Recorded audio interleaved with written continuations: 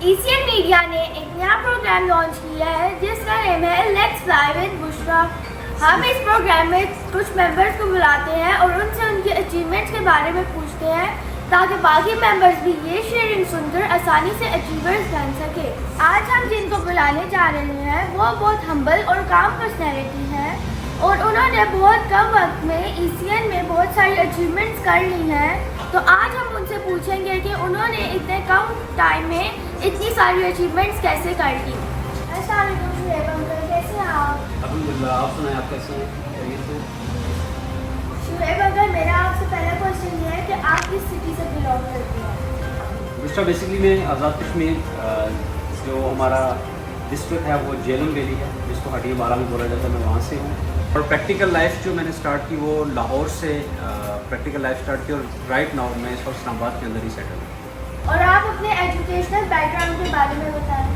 अभी मैंने अपनी बेसिक एजुकेशन जो है वो कश्मीर मिर्को बोर्ड से की है और उसके बाद मैट्रिक के बाद मैं लाहौर मूव कर गया था। फिर उसके बाद कंटिन्यू किया मैंने लाहौर से और उसके दौरान भी मैंने प्रैक्टिकल लाइफ के अंदर जॉब वगैरह भी स्टार्ट की और 2004 से मैं मार्केटिंग कर रहा हूँ। आपने एशियन कब ज्वाइन की और एशियन ज्वाइन करने से पहले आप क्या कर रहे थे? एशियन मैंने ज्वाइन की थी 2022 में और एशियन ज्वाइन करने से पहले मेरी अपनी एक कंपनी है जिसके अंदर मैं काम कर रहा था और उसी के साथ साथ मैंने फिर एशियन का भी स्टार्ट किया। जबकि मार्केटिंग मैंने 2006 से उसका बेस स्टार्ट किया था और 2017 में मैंने अपनी प्राइवेट कंपनी बनाई और उसी दौरान मुझे एशियन मिली और फिर 2022 से मैंने प्रॉपर एशियन के साथ भी काम शुरू कर दिया। आपने एफिलिएट मार्केटिंग को ही क्यों चुना? एफिलिएट मार्केटिंग को मैंने इसलिए चुना क्योंकि इसके अंदर बहुत सारी ऐसी चीज़ें जो मेरी शख्सियत के साथ मैच करती थी। सबसे पहली चीज़ तो ये थी कि इसके अंदर आपको एरिया की कोई पाबंदी नहीं है। नंबर 2 ये है कि इसके अंदर आपको इन्वेस्टमेंट करने की ज़रूरत नहीं होती। नंबर 3 ये है कि यहाँ पर आपको टाइम की कोई पाबंदी नहीं है, इसमें आपका बॉस कोई नहीं होता। फिर उसके साथ साथ ये है कि यहाँ पर आप अपनी इनकम खुद सेट करते हैं कि आपने पर मंथ कहाँ तक कमाना है, क्योंकि यहाँ पर आपकी लिमिट्स कोई नहीं होती। और दूसरा, यहाँ पर आपके लिए कोई लिमिटेड एरिया नहीं होता। आप ऑल ओवर द वर्ल्ड जहाँ तक चाहें आप एफिलिएट मार्केटिंग के लिए अपना बिजनेस एक्सपेंड कर सकते हैं। बचपन में इंसान के बहुत सारे शौक होते हैं, आप क्या बनना चाहते थे? अब बचपन में असल में मैं बुक्स की बहुत ज़्यादा रीडिंग करता था। इमरान सीरीज़ को मैं बहुत ज़्यादा पढ़ता था, जिसकी वजह से मेरे अंदर ये शौक़ था कि मैं एक जासूस बनूँ जो मुल्क और कौम की जो है खिदमत कर सकूँ। मगर वो मेरा ख्वाब ही रहा, वो मैं नहीं बन सका। आपका फेवरेट फूड क्या है और अपनी पर्सनल लाइफ के बारे में कुछ बताएं। ये बड़ा मुश्किल सवाल कर दिया आपने, क्योंकि बेसिकली मैं कश्मीरी हूँ और मेरी जो फेवरेट जो मेरा फूड है वो दाल, लोबिया और चावल है, जो मैं बहुत शौक़ से खाता हूँ।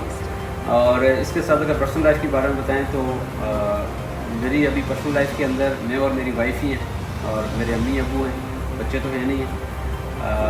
और यही टोटल मेरी पर्सनल लाइफ है। आप अपनी ज़िंदगी का कोई ऐसा वाक़या बताएं जिसने आपकी ज़िंदगी बदल दी हो। मेरी ज़िंदगी का जो लाइफ चेंजिंग वाक़या है वो ये है कि मैं 2007 में एक ट्रेनिंग सेशन के अंदर गया था। उस ट्रेनिंग को सुनने के बाद मेरी लाइफ 360 डिग्री पे जो चेंज हो गई, वो मेरी ज़िंदगी का सबसे अहम वाक़या जिससे मेरी लाइफ को अक्सर बदल गया। और वो वाक़या लाहौर के अंदर एक ट्रेनिंग थी और जो ट्रेनिंग थी वो मेरे सर, मेरे मेंटोर, मेरे उस्ताद हैं सर सुल्तान खान साहब, वो उनकी ट्रेनिंग थी जिसने मेरी लाइफ को कम्प्लीटली चेंज कर दिया। और आज जो कुछ भी हूँ मैं उस ट्रेनिंग और उस पर्सनैलिटी की वजह से।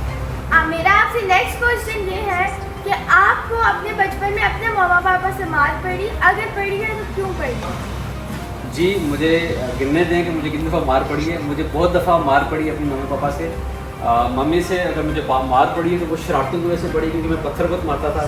कभी किसी की मुर्गी मार दी, कभी किसी के घर के छत पे टीन तोड़ दिया, कभी किसी की बकरी को मार दिया या कभी किसी बच्चे का सर फोड़ दिया, उससे बहुत मार पड़ी है। और पापा से अगर मुझे मार पड़ी तो वो नमाज की वजह से पड़ी, क्योंकि मैं नमाज में बहुत सुस्ती करता था, उसको बहुत मार पड़ी। आपको कौन सा कलर पसंद है? कलर तो मुझे सारे ही पसंद हैं, मगर मेरे फेवरेट जो कलर्स हैं वो ब्लैक और वाइट दोनों हैं। आपका फेवरेट एक्टर कौन है और आपकी हॉबीज़ क्या है? मेरा फेवरेट एक्टर तो मैं खुद ही हूँ, क्योंकि मैं एक्टिंग ज़्यादा करता हूँ, वो भी घर वालों के साथ, स्पेशली अपनी वाइफ के साथ। और अगर देखा जाए तो मुझे टर्किश सीरीज़ के अंदर जो एंजल अल्तान हैं वो मुझे बड़े फेवरेट लगे हैं। मैं ज़्यादातर टर्की सीरीज़ ही देखता हूँ, वही मेरे फेवरेट हीरो हैं इस वक्त तक। और दूसरा जो सवाल आपने मुझसे किया कि मेरी हॉबीज़ ट्रैवलिंग है, बुक रीडिंग है और उसके बाद में हिस्टोरिकल मूवीज़ जो है ना वो बड़े शौक से देखता हूँ।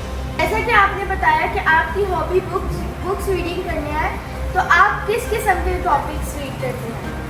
बिल्कुल, मैं सेल्फ एक्सप्रेसिव को ज़्यादा रीड करता हूँ, नावल्स भी पढ़ता हूँ और उसके साथ साथ पर्सनल डेवलपमेंट के हवाले से जो बुक्स हैं उनको ज़्यादा मैं रीड कर रहा होता हूँ, क्योंकि उनको प्रैक्टिकल लाइफ के ऊपर अप्लाई भी करना होता है। आप ईसीएन का फ्यूचर कहाँ देखते हैं? ईसीएन का फ्यूचर मुझे बहुत ब्राइट नज़र आ रहा है, इसलिए मैंने ईसीएन के साथ काम शुरू किया और उसकी बुनियादी वजह क्या है कि ईसीएन का जो ट्रेनिंग सिस्टम है वो बहुत स्ट्रॉन्ग है। किसी भी प्लेटफॉर्म को उस लेवल पे लेके जाने के लिए ट्रेनिंग का होना बहुत ज़रूरी होता है और जिसकी आर सिद्दीकी साहब हमारे ट्रेनिंग डिपार्टमेंट के हेड हैं, तो ऐसे अगर लेजेंड हमारी कंपनी के ट्रेनर्स हैं तो ईसीएन का फ्यूचर मुझे ब्राइट नज़र आ रहा है। आप ईसीएन की किस पर्सनैलिटी से इंस्पायर हैं? ईसीएन की मैं हर उस पर्सनैलिटी से इंस्पायर हूँ जो फुल डेडिकेशन के साथ ईसीएन के साथ काम कर रहा है, उसकी लॉयल्टी के साथ ईसीएन के साथ काम कर रहा हूँ। ईसीएन को ही उसने अपना ओढ़ना बिछोना और सोना समझा हुआ है। मैं हर उस शख्स से इंस्पायर हूँ जो ईसीएन के साथ प्रॉपरली काम कर रहा है। अगर आप ईसीएन में ना होते तो आप क्या कर रहे होते? अगर मैं ईसीएन के साथ ना होता तो मैं जो अपनी कंपनी है मैं फुल टाइम उसी को कर रहा होता और उसी को ही ग्रो कर रहा होता। Thank you very much Shoaib uncle कि आपने हमें अपना कीमती वक्त दिया। बहुत शुक्रिया।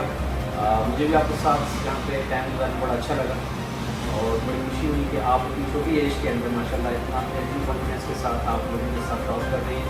अल्लाह ताला आपकी ज़िंदगी में आपकी सेहत में तरक्की अता फरमाए। आज का शो यहाँ तक था। अब हम लोग नेक्स्ट एपिसोड में किसी नई पर्सनैलिटी के साथ बात करेंगे। तब तक के लिए अल्लाह हाफिज़।